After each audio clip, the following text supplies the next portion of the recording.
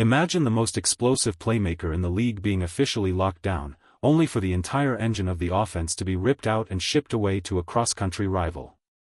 We are standing on the edge of an off-season that could either cement this team as a Super Bowl powerhouse or leave the roster looking like a hollowed-out shell of its former self. The latest high-stakes projections for the top 100 free agents are officially out, and the moves being predicted for Dallas are going to leave you absolutely stunned, if not completely furious.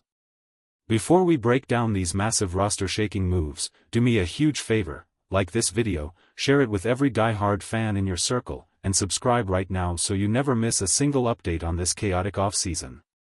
Now, let's dive into the absolute madness of these predictions, because the secondary is about to get a major facelift that nobody saw coming. We are talking about a reunion that feels like a script straight out of a Hollywood movie, as Asante Samuel Jr. is projected to land in Dallas. This is a move that will have every fan at the edge of their seat because it is the definition of a high-risk, high-reward gamble. Think about it, Asante Samuel Jr. barely saw the field in the 2025 campaign because he was battling a terrifying neck injury. When you hear neck injury in the NFL, your heart drops, but he fought his way back to prove he could still go. The connection here is undeniable since he would be reuniting with his former coach, Derek Ansley. If he's healthy, he is the ball-hawking veteran this defense desperately needs to stabilize the back end. But if that injury flares up, are we just throwing money into a black hole?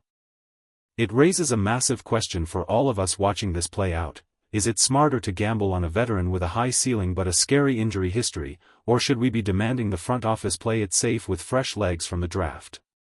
The situation with Asante Samuel Jr. is especially interesting because he represents a departure from the typical physical profile this team looks for in a cornerback. Traditionally, the front office has been obsessed with arm length and height, the archetype that usually defines a Dallas defender. Samuel doesn't quite fit that mold, which makes you wonder if the new defensive staff is ready to throw the old rulebook out the window. If they are willing to overlook the measurables to bring in a guy who simply knows how to find the football, it could signal a massive shift in how this defense is built. However, we have to consider the cost. While he might be a buy low candidate because of that spinal fusion surgery, any guaranteed money spent on a player with a history of stinger injuries is a gamble that could backfire spectacularly. While you ponder that, we have to look at the trenches, where one of the most consistent forces on the defense is reportedly staying put. Jadeveon Clowney sticking around is the kind of news that should make every fan breathe a sigh of relief.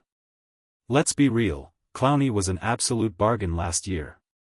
He didn't just play, he produced.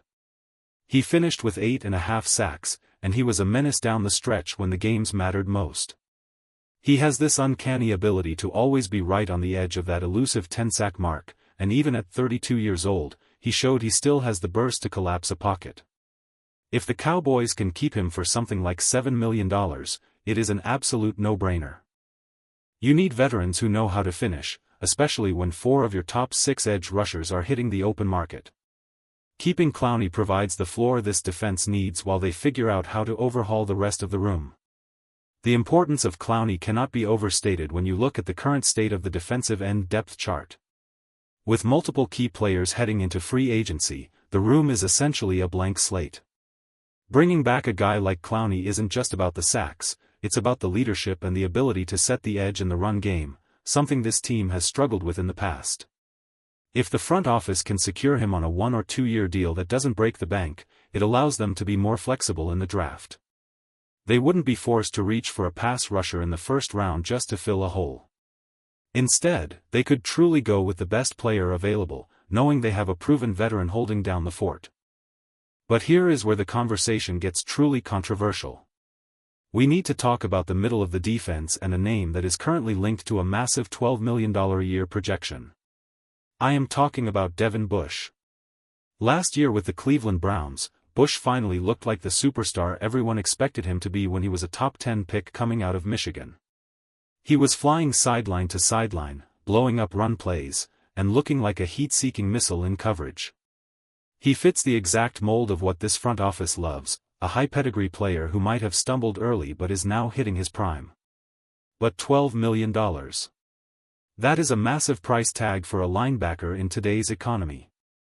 This brings us to our question of the day, and I need you to get loud in the comments for this one. If you are the GM, do you drop $12 million a year on a star linebacker like Devin Bush to fix the defense, or do you save that money to make sure your star running back doesn't walk out the door? Seriously, stop what you're doing and comment LB or RB below right now. I want to see where the loyalty lies. The logic behind targeting Bush is clear. The linebacker room has been a revolving door of disappointment for years. Bringing in a player who finally found his footing and showed elite instincts in run support could be the missing piece for this defense. However, the price point is where things get sticky. When you start talking about $12 million for a non-premium position like off-ball linebacker, you have to wonder if that money could be better spent elsewhere, especially on a team that is already notoriously tight against the salary cap. Is Devin Bush really that much better than a mid-tier veteran or a high-upside rookie?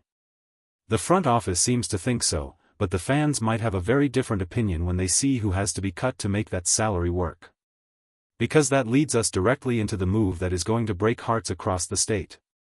These projections have us losing the soul of the backfield. Javonte Williams is predicted to sign with the Arizona Cardinals. This feels like a gut punch. Javonte was the ultimate warrior for this team last year, giving us everything we asked for on a cheap one-year deal. He was the physical identity of the offense.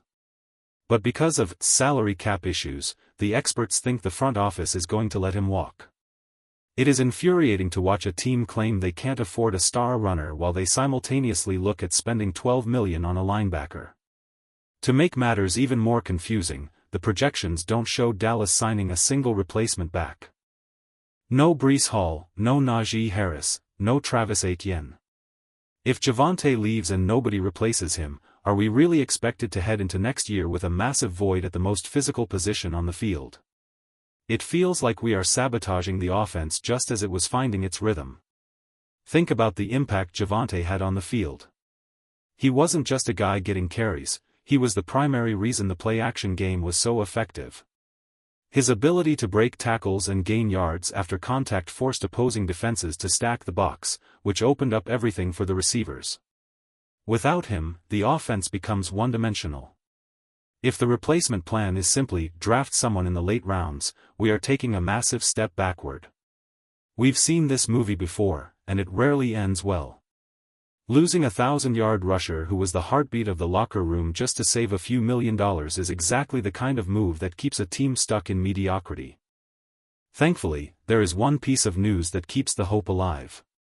The franchise is reportedly ready to do whatever it takes to keep George Pickens in a star-spangled helmet.